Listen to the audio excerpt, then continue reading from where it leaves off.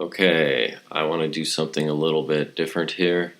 This is Sunday, December 9th, and it's the day after huge riots in Paris that have been going on, and it's problematic for the globalists because it's a rejection of globalism and the climate accord. The people in Paris are rioting all over the place. There's been injuries. Sometimes the police have been taking off their helmets and joining the protesters. And so I want to look at a form of the psyops and sophistry playlist we've got, and this is lies by omission. This is one of the ways the media likes to manipulate the truth, which is simply if it's too difficult to reframe, which they're usually excellent at, but this is an example where it appears Trump is right.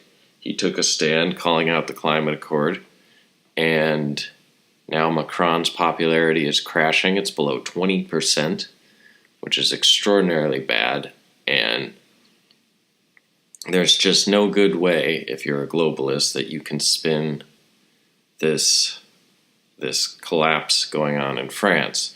So, but if you go to the MSN, this is MSN's homepage, what do you see? Okay, Republicans defend Trump against brewing legal storm. Well, that's been going on for 2 years.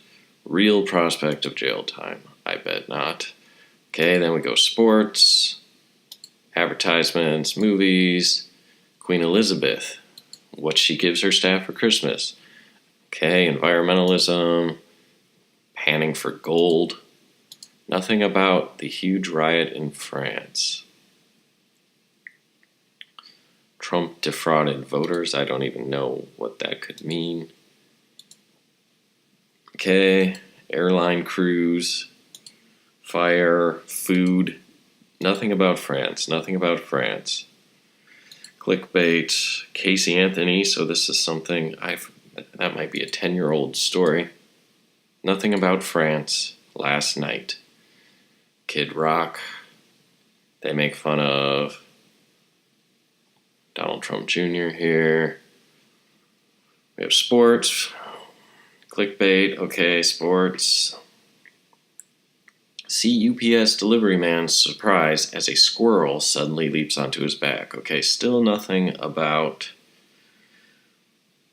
the riots in France. Huge riots in France.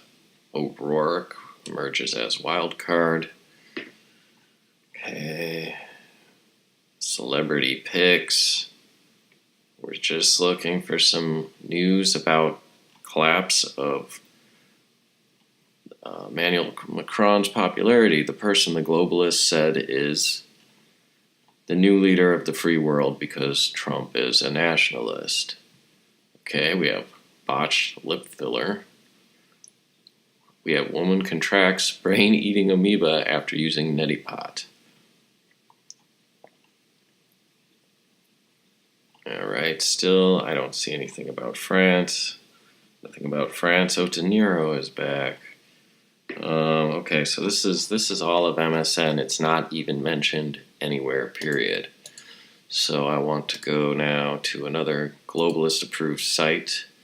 Again, we get the Trump narrative. You notice it's almost the exact same thing. Stop short of accusation. Okay, interesting. So there's nothing there. Trending now, holiday cards, cheap flights. Nothing about riots in France. Huge riots in France. We have homophobic tweets from comedians, a transgender boxer, body shaming, because I guess people like to argue over that. We have an illegal housekeeper, apparently.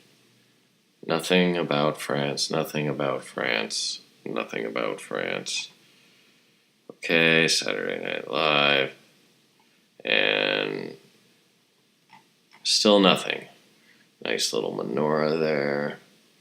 So we're going to look at, okay, what is the news with France? Here's Breitbart. Paris picks up pieces after protests. This was last night.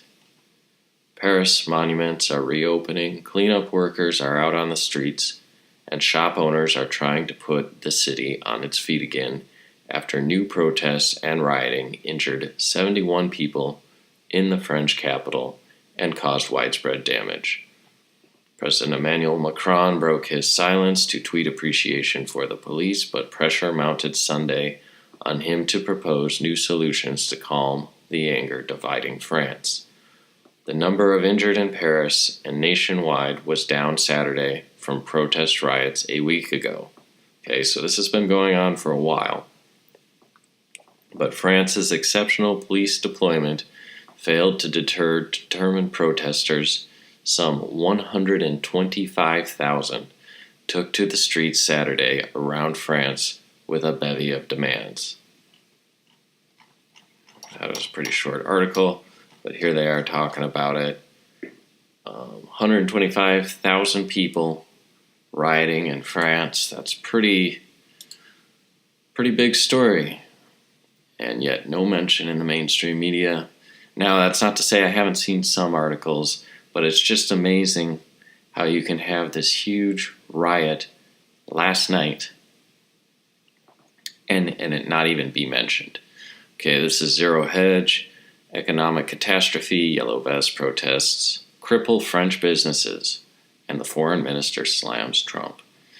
Yellow vest protests, which have gripped France for a fourth week, with an estimated, this has 136,000 protesters, marching in France yesterday, have been an economic catastrophe, according to Finance Minister Bruno Le Maire, calling the situation a crisis for both democracy and society. Okay, we have a crisis for democracy and society last night, and it doesn't even make the mainstream news anywhere in headlines and anywhere down the page. A staggering 2,000 people, almost 2,000, were arrested across France. That's a lot of arrests. 1,082 of them in Paris alone. Most of the suspects were arrested for acts of violence against a person in the custody of the public authority. Possession of explosive products or carrying weapons. Okay. We have 10,000 or so yellow vests took to the streets in Paris, burned down cars and looted shops. This is in Paris. There you can see this car. So if you were maybe planning to travel, it would be nice if the mainstream news would tell you that globalism is failing and maybe you want to reschedule. There was much more damage yesterday than a week ago due to the fact that the protests covered a larger area of the city, according to Deputy Mayor Emmanuel Gregoire, though he noted that there were fewer injuries versus last week. Economic impact. While the dust is still settling from Saturday's protest, it's clear the damage to the economy has been severe. So a major Western world government, France, in Paris, has severe damage to its economy. There's riots, there's fires, properties being destroyed, people are being injured, and it's nowhere on those mainstream sites. Okay, retailers have lost about €1 billion. Restaurant trade is down between 20 and 50%, so people must be getting their news somewhere besides mainstream media. There are concerns protests could lead to a drop in tourism. Now, this is probably part of why you don't hear about it. It's because they don't want to lose money. It's all about money. Okay. Here you can see on the map, Champs-Élysées, Louvre, Bastille, Eiffel Tower, kind of notable places. French Foreign Minister Jean-Yves Le Drian lashed out at President Trump for mocking the French President Emmanuel Macron. The Paris Agreement isn't working out so well for Paris. Protests and riots all over France. People do not want to pay large sums of money, much to third world countries that are questionably run, in order to maybe protect the environment, chanting, "We want Trump. Love France." So that was President Trump's tweet. In response, Drian said, "We do not take domestic American politics into account, and we want that reciprocated," adding, "Leave our nation be." Well, next time you need American young men to go die on the shores to rescue your nation from tyrants, we'll remember that. Just let France be. They want to be left alone. So here's a tweet from someone on the ground. Paris is still on fire. Mainstream media is silent. Shouts of "Macron resign" and tear gas fill the air.